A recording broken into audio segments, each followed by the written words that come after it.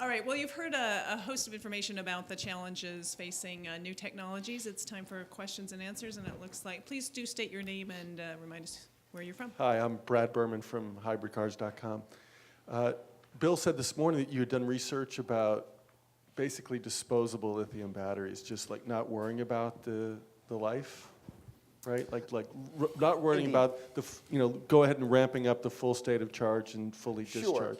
And these are some slides, again, in the name of expediency I skipped over, but I'm happy to talk about it now. We can post this paper on the website as well. One of the findings is that, at least for some chemistries now, the state of charge swing is not that important.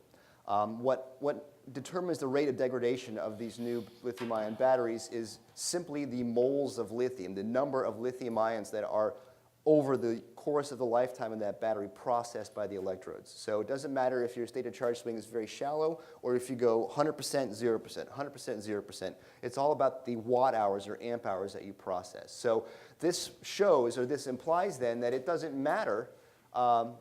It doesn't really matter how big the battery pack is as long as it doesn't overheat because of power needs. What it shows us is that we could, in principle, design smaller batteries and use more of them without having an increase in degradation per unit watt hour used, right? That's the finding.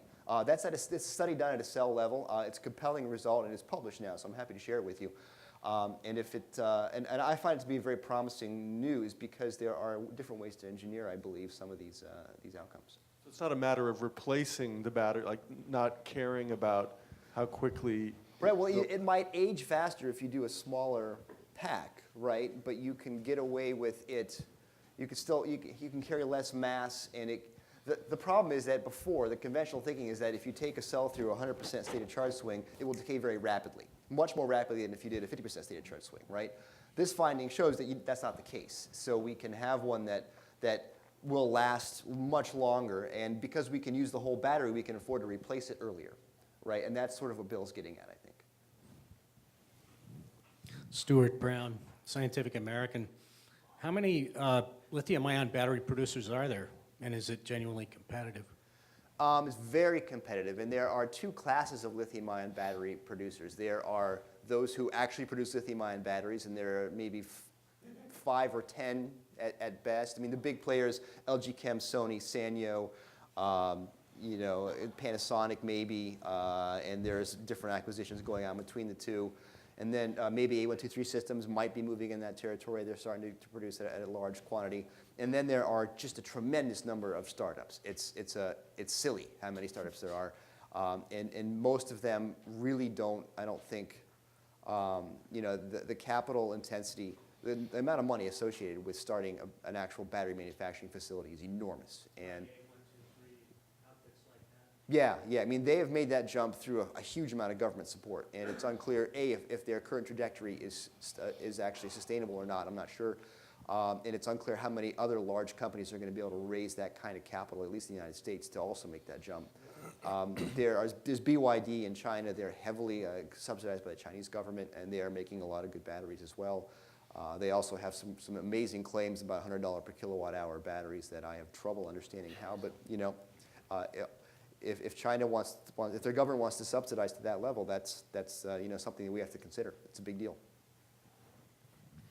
Jim Hall, there was a question here between something that Jay said and something that Robert said about, Robert, you said that algae takes vast quantities of water, and Jay mentioned how little water it needed to make it. It's actually jam. I'm sorry. Yeah. Yeah. So the question is, other than having a Spartan knife fight with groin rules, who's right? My statement had to do with the relative consumption of water versus ethanol, corn ethanol, which is the road we started down. And it's just massive and huge, and we just don't have it. Now, algae takes some water, obviously. You saw the reactors. But numerically, it's the ethanol is just a water hog. Well, I'll just add, if you're going to produce a large quantity in barrels of oil equivalent from algae, you're going to have massive ponds. I mean, you're going to have, or reactors or whatever. There's just, you're going to use a lot of water. Now, some of that water you may be able to reuse, but it's not insignificant. But part of my the issue with algae that I keep coming back to is you want a photosynthetic process. That's because you don't want to have to feed it. And that's the problem where with a lot of these algae companies, there's one called Solazyme that's based here in California, and they brew algae. I mean, right, they throw food in there. And I'm thinking, okay, well, how is this different from ethanol? I mean, this is crazy.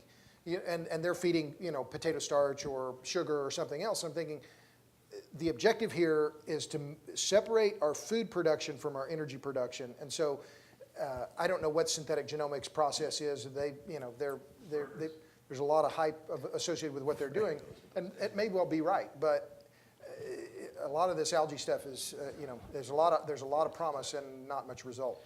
This is a classic example when you're throwing food in an algae pond. If you just submitted yourself to the unaccustomed torture of a life cycle analysis, you would never do that. It's ridiculous. And then the terms of water use that Robert and I are talking about, mine is consumptive.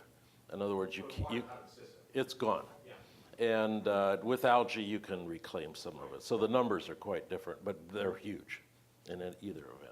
Jen, what about this company that's now claiming they can produce algae in the dark without the photosynthetic process? I mean, come on. Where do those photons, those black photons, where do they come from? Dark matter and dark energy. There you go, and black holes, yep. Well, I mean, just briefly, I've written a lot about corn ethanol and the whole algae thing. The idea of using, in Congress with the corn ethanol mandate, they have mandated that the U.S. burn food to make fuel at a time when there's a growing global demand and in some places a shortage of food and no shortage of motor fuel. I don't use this word very often. It's immoral. It's madness. And the numbers are big. Yep. I'm from a Midwestern state, and I know how absurd it is. Yeah. But we could get like 118 or 198 a gallon E85 if we wanted it. And the dealers that had it stopped selling it because they just For sure, yep. They just didn't even go through the basics on that one. As of last year, slightly less than 3% of the U.S.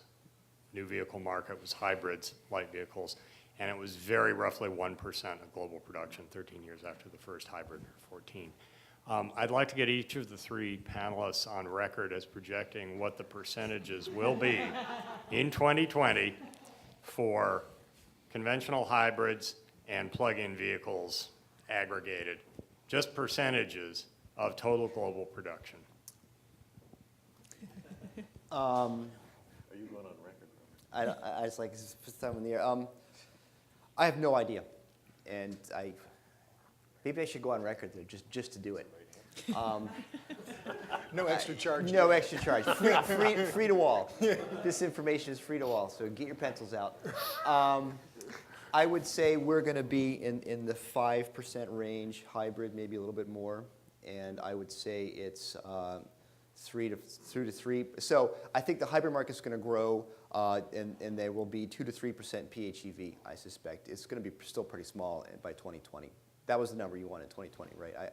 I don't see us, and so I believe we're on the low side of the National Academy of Sciences presumptions. And one of the big questions, and Bill has been talking about, Toyota right now is, from what I can tell, from what they say, is looking at people who now have hybrids are going to now stop buying hybrids and buy the plug-ins. And the question is, will two different markets evolve, or will two different customer types present themselves where we have more hybrid adoption, which I think will happen if the price of gasoline continues to go up or maintain, and whether or not the PHEV folks are only a subset of those or if there's some other differentiator. And I think that's unclear. And so that's one of the biggest unknowns in my mind as far as market growth in this segment.